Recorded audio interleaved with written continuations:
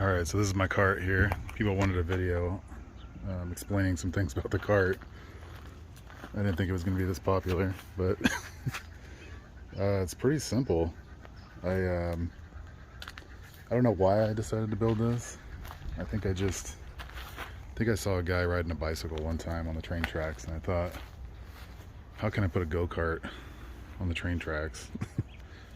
Something along those lines. But basically what I did is I framed it with 2x3s because they're just a little bit, I mean, they're cheaper, they're lighter. 2x4s, thought about doing that. I just thought it might be too heavy to try to pick up and move, and you got to pick it up and turn it around on the tracks. So what I did, I'll show you below. I just made a big rectangle frame and then put some cross beams in just for support. That's really it with the frame, and then I just put the plywood right on top. I put double here just because that's where you sit, just for a little extra support. Sorry, my dog's in the way. And also, I don't know if you noticed this, but the plywood on top is cut because I was originally going to do it smaller. I was going to do a really short one, you know, but I thought maybe it's going to get too squirrely on the tracks. So, and I had the wood anyway. I just thought, well, maybe I'll just make it longer. And maybe I could make it a 4-seater too. So yeah, I put the plywood just directly on top. Hopefully you guys can see this. I wonder if I can back it up a little bit. There we go. And then the seats, everything I got pretty cheap. Seats I got on Craigslist for probably, I think it was like, I got 4 for like 10 or 15 bucks. Maybe it was $20. These are stadium seats that I just bolted in here, and they just fold. So when it's in the back of my truck, they don't fly out. They're really strong. They're pretty comfortable actually too. I think people didn't notice those in the video. We were actually sitting on some seats. So these fold down. As far as, let's see what's next. So the axle is a 1-inch axle, and it's been raining out here. That's why it's wet too. And everything's a little bit rusted. It's been sitting under a tarp for a while, but it's a 1-inch axle, and it's, I believe, 6 foot. It has a keyway all the way down. I found this, it was actually kind of hard to find this in San Diego, or at least cheap. They wanted like hundreds of dollars for a 6 foot axle. I mean, a lot of the go-kart axles are only like 4 foot or maybe 5 feet. I put these on because I have a 2-year-old, so she doesn't hit her head on the corner when she's walking by here. So I found these, some company in Ohio was selling them for like $20. Let's see if I can find the company. But they shipped them for, I think I got both of them for $20 each or something like that. Maybe it was $30, and then shipping was about $20. And I left it longer. I saw some comments on like why I didn't cut this off. Because when I was messing around with some different wheels, I would derail all the time, and having that extra piece of axle on the end actually causes you to slide on the tracks, so you don't fly off the tracks or the wheels don't hit on the inside of the tracks, and it'd be super bumpy, it'd be really uncomfortable. So yeah, when I haven't actually derailed with these wheels, and I'll explain more about these later. But when you do derail with the longer axle, it just tends to slide on the tracks, and it's not a big deal at all. That's why I didn't cut that off. And when I put it in the back of an F-150, this rests right on the back of the tailgate. Not on the tailgate, but the sides of the bed, and the wheels fit right inside. So it actually works out perfect for packing it too.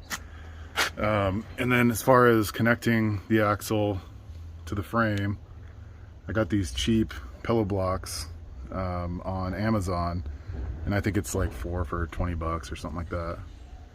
And I just bolted them straight through to the top using washers, and hasn't had any problems with that. Super strong.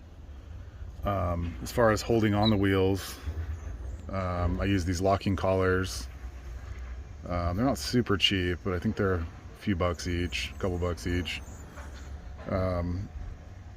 Just put one on the inside and one on the outside, and has not come off at all. I actually thought about, I saw somebody online that had two, because I did have problems with old wheels I had actually coming loose. It would knock these loose. I haven't had that problem with these wheels, but I saw somebody online that doubled these up. That's an idea too, if you're having that issue. Let's see. So the engine, a lot of questions on the engine. This is a Predator engine. It's a 212. There's a big scene on these. A lot of go-karts have these. You pick it up at Harbor Freight for, I think I got it for $100. I think I saw right now they're on sale for like $125.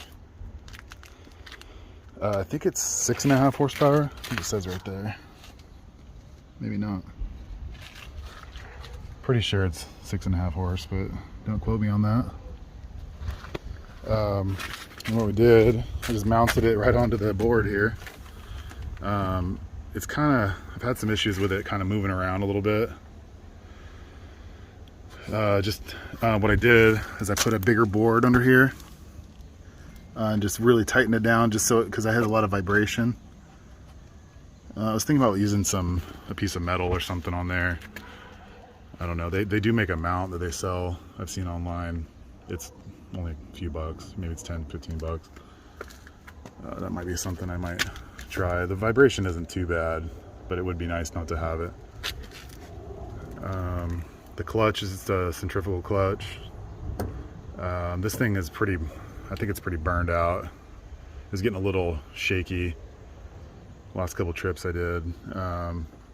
So I have a torque converter I need to put on here. I just haven't put it on. I did buy it already, so that'll mount and kind of goes back a little bit.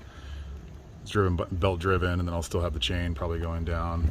And I just have, I don't know how many teeth this thing is. I used to know. I probably built this thing about a year ago, but I was having problems with the wheels, so I just kind of sat here until I figured out how to build these to make the wheels. I just went with a bigger chain. I think this is a 40 chain, motorcycle chain. I just don't want to be out there and the chain breaks. You know, I never broke this chain actually. It is getting a little rusted though.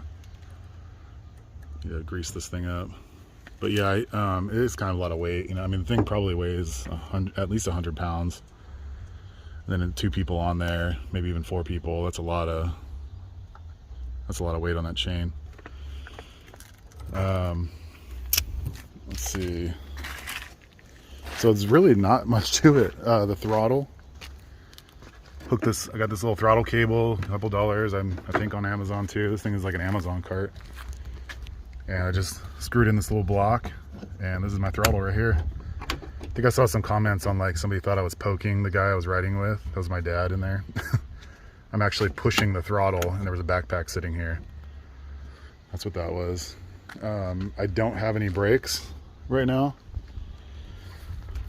I was thinking about adding a little handle right here that maybe you pull the handle and it puts pressure on the rail or something like that, or maybe adding I don't know. There's a couple different things I was thinking about. You don't really need brakes on the tracks that I ride on. Even just using your shoe like you would, you know, when you're a kid on a bicycle tire, it slows it down pretty quick. And I'm not trying to go super fast. I think I go 20 to 25 miles an hour at the most in straightaways when I can see far ahead. I tried many different tires, a few different kind of tires. Nothing really seemed to work. Not tires, but wheels. I bought these on eBay. There's some cast iron, like mining cart wheels, and they're horrible. These things aren't really, they're made for show, really, not for go. They were just really out of balance, really rough, loud. Steel wheels are just, I tried steel at first, I thought it was going to be smooth, and I mean, it is so loud. It's crazy. So that's what kind of gave me the idea about using polyurethane. I started watching guys on YouTube building or making skateboard tires and how they were pouring them. Yeah, so the wheels are about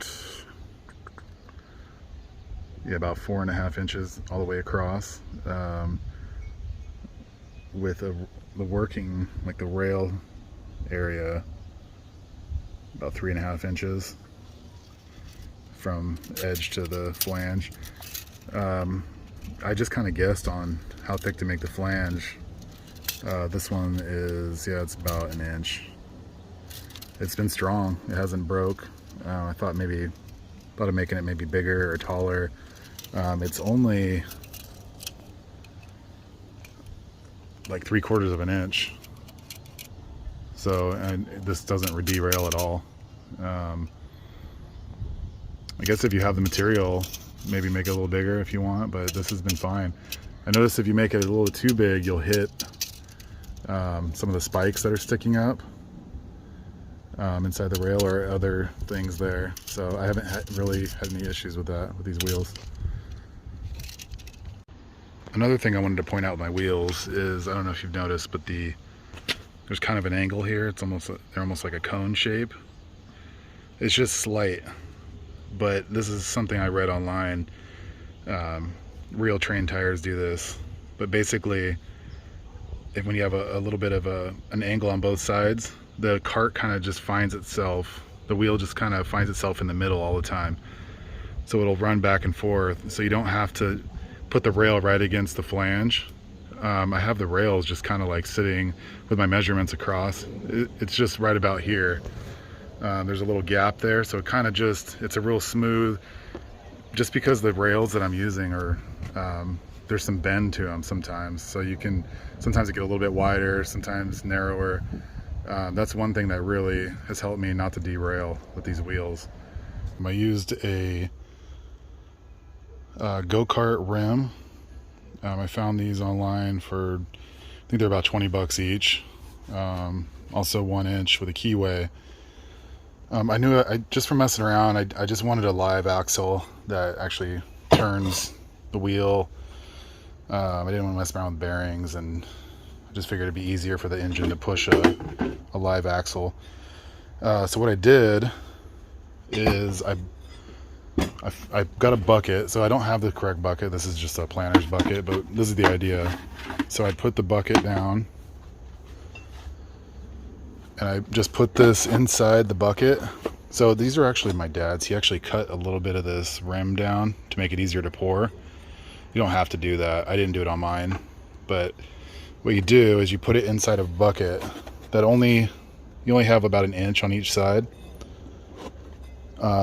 If you're worried about it leaking, you could put a little bit of silicone around the edge, just so it doesn't leak underneath. I didn't even have that issue at all. Before you do this, you want to spray some Teflon spray or something inside so it doesn't stick. And I used like one of those white paint buckets that almost look like this, to actually do this. And what I did is I put tape over the top, so when you pour, it just pours right off the side and you don't get any inside. So like I said, you only want about 1 inch on each side. Pour it all the way up to the top. You mix your polyurethane, pour it all the way up. And the one I used, I think it was good to go after, I think it's 1.5 hours or 2 hours. Just flip the bucket over and everything just pops off. So you'll have a solid wheel with polyurethane sticking out. Now the only thing that's a little difficult for some people with making these wheels is you need to have a lathe. Or some other way to cut down the polyurethane. These are some wheels that we made. So my dad tried a different method. So let me see if I can find it over here. So he just made these using my wheels as a mold. So what he did is he took my wheel, mixed up plaster Paris, put it over the top, and he used like an old cloth with a plaster Paris, made this mold so you can see the rim or the flange of my wheel. And what he does is he sets those down over his rim and pours inside. I think he did it upside down. I can't remember.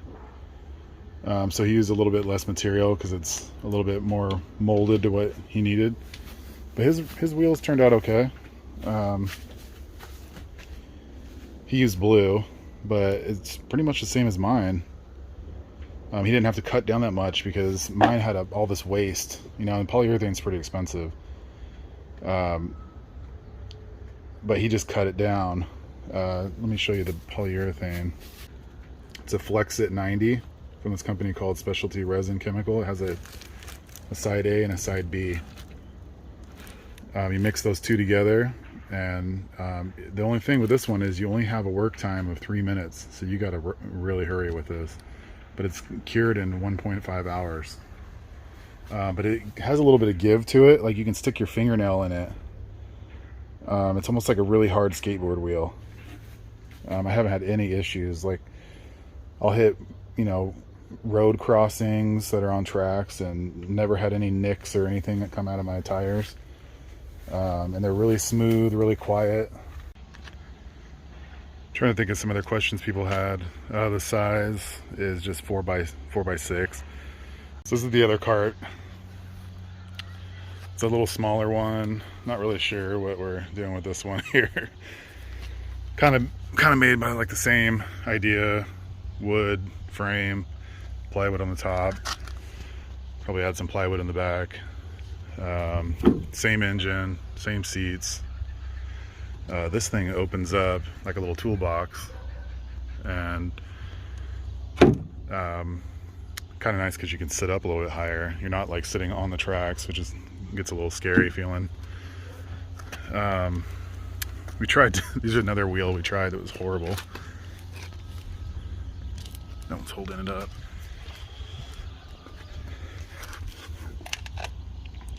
So we bolted. What's funny is this is actually a cutting board that we found. We're really cheap. And then like basically bolted it through to like another wheel we found. I don't know where this was at, but these things were horrible. I mean, we couldn't get it balanced. Super rough. And then in the first trip, this thing just ripped out, just completely blew out. So that was a no-go.